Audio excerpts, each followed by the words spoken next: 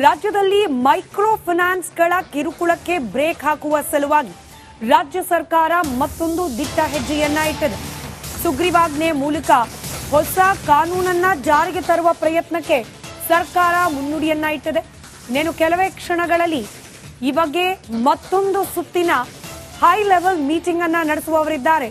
ಮುಖ್ಯಮಂತ್ರಿ ಸಿದ್ದರಾಮಯ್ಯ ಹಿರಿಯ ಸಚಿವರ ಜೊತೆಯಲ್ಲಿ ಮುಖ್ಯಮಂತ್ರಿಗಳು ಮಹತ್ವದ ಸಭೆಯನ್ನ ನಡೆಸುತ್ತಿದ್ದಾರೆ.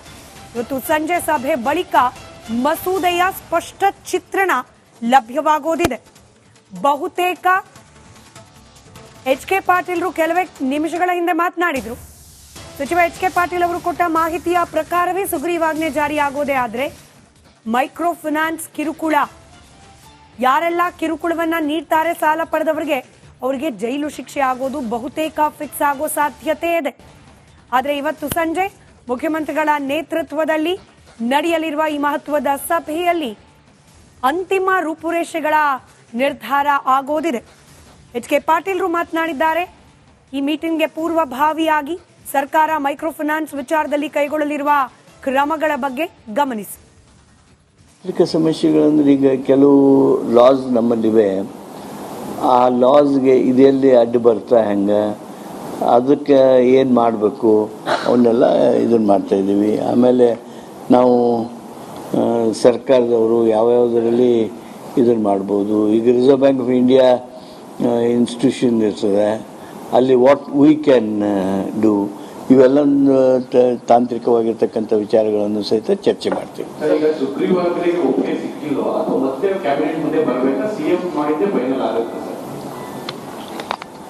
CM is authorized to finalize, and for that we have again meeting at 4 o'clock. No. CM ಈಗ ನಾವು ಕೆಲವು ಸಬ್ಜೆಕ್ಟ್ಸ್ ಡಿಸ್ಕಷನ್ ಮಾಡ್ತೀವಿ. ಡಿಸ್ಕಷನ್ ಆದಮೇಲೆ we authorise the chief minister and there will be some issues which he may prefer to interact with some people. He will interact now, we will meet, and there we are going to finalize. ತಾಂತ್ರಿಕ ಸಮಸ್ಯೆಗಳಂದ್ರೆ ಈಗ ಕೆಲವು ಮತ್ತಷ್ಟು details ನೊಂದಿಗೆ ನಮ್ಮ political bureau head Vijay ನೇರ ಸಂಪರ್ಕದಲ್ಲಿದ್ದಾರೆ. ವಿಜಯ್, ಕೆಲವೇ ಕ್ಷಣಗಳಲ್ಲಿ ಮುಖ್ಯಮಂತ್ರಿಗಳ ನೇತೃತ್ವದಲ್ಲಿ ಸಭೆ ನಡೆಯೋದಿದೆ. ಬಹುತೇಕ ಇನ್ನು ಮುಂದೆ ಮೈಕ್ರೋ ಫೈನಾನ್ಸ್ಗಳ ಹೆಸರಲ್ಲಿ ಕಿರುಕುಳ ನೀಡಿದವರಿಗೆ ಜೈಲು ಶಿಕ್ಷೆ ಖಚಿತ ಆಗುವಂತಹ ನಿರ್ಧಾರವನ್ನೇ ಕೈಗೊಳ್ಳೋ ಸಾಧ್ಯತೆ ಇರೋದು. ಡೀಟೇಲ್ಸ್ ಹಂಚಿಕೊಳ್ಳೋದಾದ್ರೆ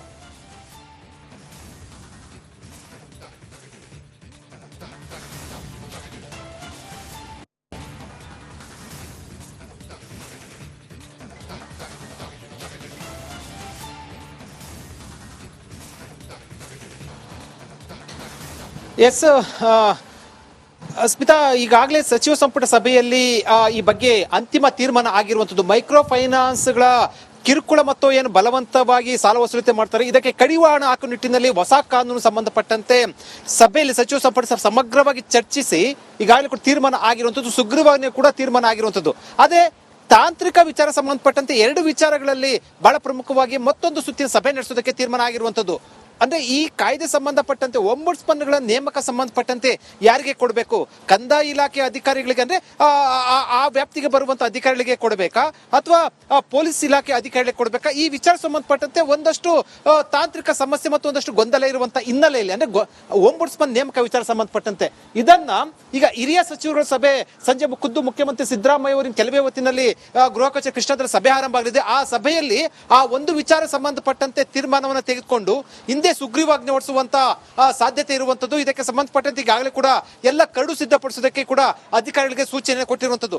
ಒಂಬುಡ್ಸ್ಮನ್ಗಳ ನೇಮಕ ವಿಚಾರ ಸಂಬಂಧಪಟ್ಟಂತೆ ಕೆಲವೇ ಹೊತ್ತಿನಲ್ಲಿ ಅದಕ್ಕೆ ಸಂಬಂಧಪಟ್ಟಂತೆ ತೀರ್ಮಾನವನ್ನು ತೆಗೆದುಕೊಂಡು ಇಂದು ಸುಗ್ರೀವಾಜ್ಞೆ ಹೊರಡಿಸುವಂತದ್ದು. ಅದು ಒಂದಂತೂ ಬಹಳ ಸ್ಪಷ್ಟ, ಕಿರುಕುಳ ಯಾರ್ಯಾರು ಕೊಡ್ತಾ ಇದ್ದಾರೆ, ಏನು ಮೈಕ್ರೋ ಫೈನಾನ್ಸ್ಗಳ ಹೆಸರಿನಲ್ಲಿ ಆ ಸಂಸ್ಥೆಗಳ ಮೂಲಕ ಯಾರ್ಯಾರು ಕಿರುಕುಳ ಕೊಡ್ತಾರೆ ಸಾಲಗಾರ ವಸೂಲಿ ಸಂಬಂಧಪಟ್ಟಂತೆ ಅದಕ್ಕೆ ಒಂದು ಗೈಡ್ ಲೈನ್ ಅನ್ನು ಹಾಕಿರುವಂತದ್ದು. ಸಂಜೆ 6 ಗಂಟೆ ಮೇಲೆ ಯಾರು ಕೂಡ ಮನೆ ಬಾಗಿಲಿಗೆ ಹೋಗಂಗಿಲ್ಲ, ಸಾಲ ವಸೂಲತೆಗೆ ಮತ್ತು ಬಲವಂತವಾಗಿ ಯಾರು ಕೂಡ ಸಾಲ ವಸೂಲಿ ಮಾಡಂಗಿಲ್ಲ. ಮತ್ತು ಜೊತೆಗೆ ಇದಕ್ಕೆ ಸಂಬಂಧಪಟ್ಟಂತೆ ಇಬ್ಬರಿಗಿಂತ ಹೆಚ್ಚಿಗೆ ಏನು ಸಾಲ ಕೊಡಬಾರ್ದು ಒಬ್ಬ ವ್ಯಕ್ತಿಗಳು ಸಂಸ್ಥೆಗೆ, ಇವೆಲ್ಲವೂ ಕೂಡ ಒಂದಷ್ಟು ಗೈಡ್ಲೈನ್ಸ್ ಅನ್ನು ಹಾಕಿರುವಂತದ್ದು. ಅದನ್ನ ಮೀರಿದ್ರೆ ಜೈಲು ಶಿಕ್ಷೆ ಕೂಡ ಈ ಒಂದು ಹೊಸ ಕಾನೂನಲ್ಲಿ ಹೊಸ ಮಸೂದೆಯಲ್ಲಿ ಇರುವಂತದ್ದು. ಇಂದು ಕೆಲವೇ ಹೊತ್ತಲ್ಲಿ ಸಭೆ ಆರಂಭವಾಗಿ ಬಹುತೇಕವಾಗಿ ಹಿಂದೆ ಸುಗ್ರೀವಾಜ್ಞೆ ಹೊರಡಿಸುವಂತ ಸಾಧ್ಯತೆ ಇರುವಂತದ್ದು. ಸ್ಮಿತಾ, ಈಗ ಮುಖ್ಯಮಂತ್ರಿಗಳು ಈ ಹಿಂದೆ ಘೋಷಣೆ ಹೊರಡಿಸಿದ ಸಂದರ್ಭದಲ್ಲೂ ಕೂಡ ಅಂದ್ರೆ ಮೈಕ್ರೋ ಫೈನಾನ್ಸ್ ಬಗ್ಗೆ ರಿಪಬ್ಲಿಕ್ ಕನ್ನಡ ನಿರಂತರವಾಗಿ ವರದಿ ಪ್ರಸಾರ ಮಾಡ್ತು. ಅದಾದ್ಮೇಲೆ ಸರ್ಕಾರ ಕೂಡ ಗಂಭೀರವಾಗಿ ಪರಿಗಣಿಸಿತು. ಮುಖ್ಯಮಂತ್ರಿಗಳ ಬಹಿರಂಗ ಹೇಳಿಕೆ ನಂತರ ಕೂಡ ವಿಜಯ್ ನಾವು ಗಮನಿಸಿದ್ವಿ ಅನೇಕ ಪ್ರಕರಣಗಳು, ಕಿರುಕುಳದ ಪ್ರಕರಣಗಳು ವರದಿಯಾಗಿತ್ತು. ಇದೀಗ ಈ ಸುಗ್ರೀವಾಜ್ಞೆ ಮೂಲಕ ಹೊಸ ರೂಲ್ಸ್ ಬಂದ ನಂತರದಲ್ಲಿ ಕಂಪ್ಲೀಟ್ ಬ್ರೇಕ್ ಸಾಧ್ಯವಾಗುತ್ತಾ ಈ ಮೈಕ್ರೋ ಫೈನಾನ್ಸ್ಗಳ ಕಿರುಕುಳಕ್ಕೆ ಅಂತ?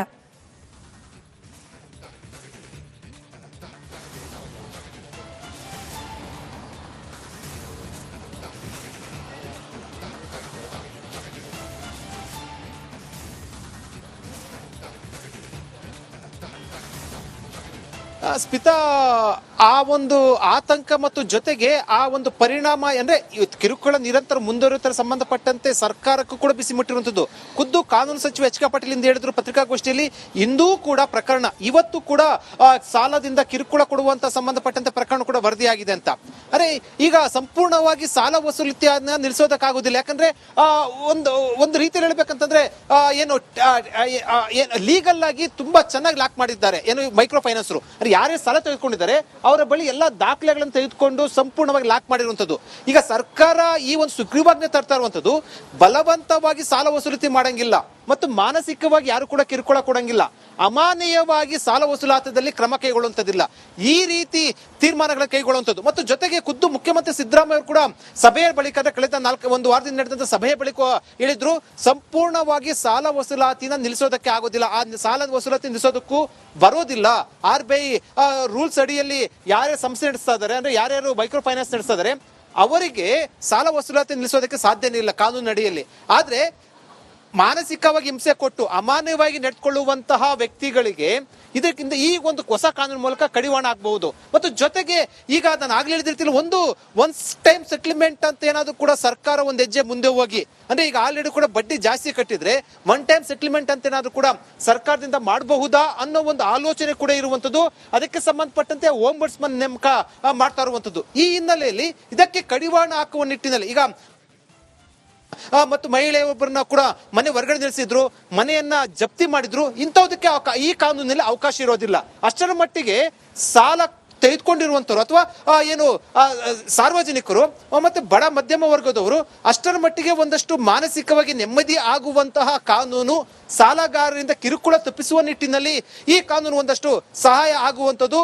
ಈ ಸುಗ್ರೀವಾಜ್ಞೆ ಬಂದ ನಂತರ ಒಂದಷ್ಟು ನೆಮ್ಮದಿ ಸಿಗುವಂಥದ್ದು ಕೂಡ ಸತ್ಯ. ಮತ್ತು ಜೊತೆಗೆ ಸ್ವಯಂ ಪ್ರೇರಿತವಾಗಿ ಕೂಡ ದೂರು ದಾಖಲು ಮಾಡೋ ಸಂಬಂಧಪಟ್ಟಂತೆ ಕೂಡ ಈಗ ಅಧಿಕಾರ ಕೊಟ್ಟಿರುವಂಥದ್ದು.